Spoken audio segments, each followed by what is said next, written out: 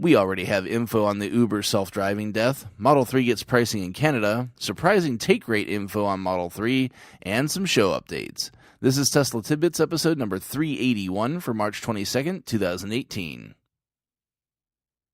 We begin with Inside EVs, where we've already got our first update on the Uber self-driving death.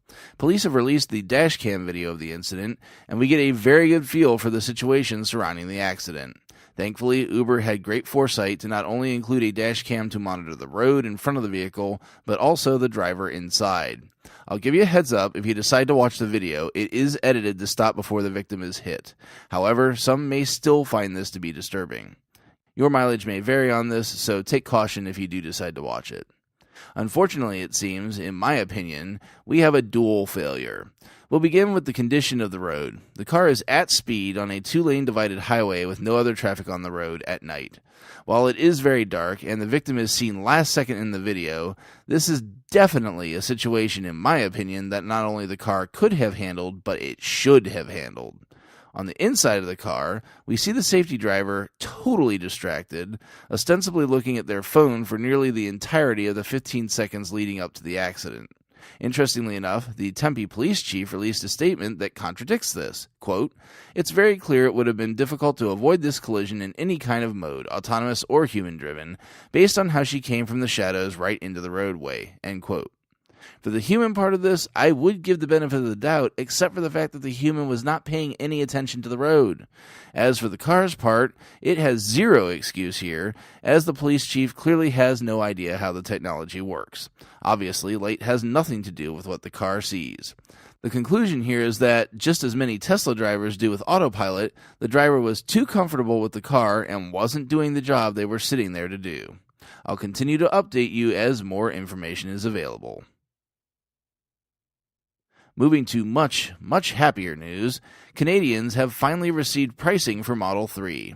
Electrek lets us know that Canadians should be receiving invitations to configure this week and can expect a $45,600 Canadian base price for the vehicle, though the car cannot yet be ordered in its base configuration. This is great news for Canadians, as the markup of anything crossing the border to the north has always been a source of angst due to the tendency for things to inflate drastically. Congrats to those up north, you're the first to get a crack at the car outside of the U.S. Sticking with the Model 3 as the topic of interest, we head on back to Inside EVs, where they're covering a story on the take rate of those that have received an invite to configure. Not all that surprisingly in my book, the take rate has been very low. According to research performed by Tony Sakanagi Jr. of Bernstein Research, only 55% of employee reservation holders ordered the car. When invites made it to existing owners, the numbers drop even more, showing that less than 30% of current owners ordered the car. I say this wasn't surprising to me, as there's still many options expected to be available on the car that are not yet available to configure. Chief among them, the standard battery, dual motor, and the white interior. Without these options available, many will be choosing to jump back into the waiting queue until they can be ordered. I certainly would have been among them had I not picked up my Model S. Let's see the full feature set become available, and then we'll figure out what the take rate is and whether it matters or not.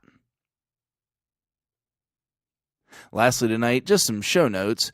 Firstly, I'm considering a new tier level again, this time a $5 tier.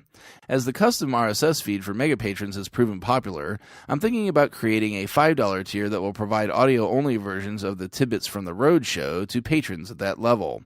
They could also utilize that custom RSS feed to pick those shows up. I'm pretty sure that I still have all the previous episodes of Tidbits from the Road, and assuming that, I would post those into that feed for those that are interested. Secondly, speaking of RSS feeds, I have been fighting the Tesla implementation of TuneIn for a couple of weeks now, and I'm throwing in the towel. For those unaware, after episode 370, if you try to listen to the show in the cars, it's not happening. You just get loading errors. The last thing I've done to try and troubleshoot is submit a new RSS URL to TuneIn, hoping that shifting them to the most direct feed may solve that issue. However, I've not yet received any feedback that change has been made, so it's not live yet.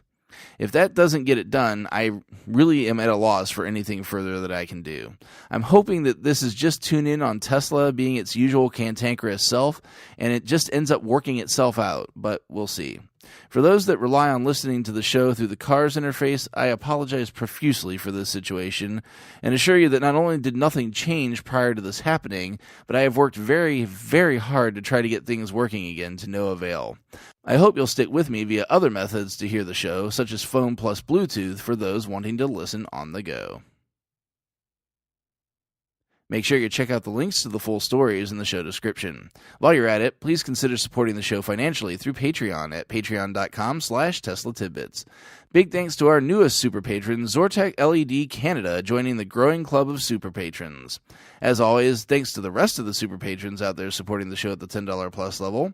They are John Waltauer, Drew Schuyler, John Waller, Mark and Sarah Thomas, Ryan Scarborough, Lee Sweet, William Henry Crew III, Dorian Steve Guberman, Bruno Quindici, John Rich, Joey Boots, Ralph and Cheryl Waterhouse, Adam Raymer Brown, Megawatt Photovoltaic Development, Todd Sullivan, Robert Healy, and Mitch Long. If you can't support the show with dollars, be sure to show your love with positive reviews and subscriptions on YouTube, iTunes, and other services across the internet. That's it for tonight. If you have feedback for me, the best way to be heard is to tweet at Tesla Tidbits and use the hashtag AskTeslaTidbits if you'd like your question to be considered for the show. I'll see everyone back here again tomorrow. Until then, keep it charged and hit the road.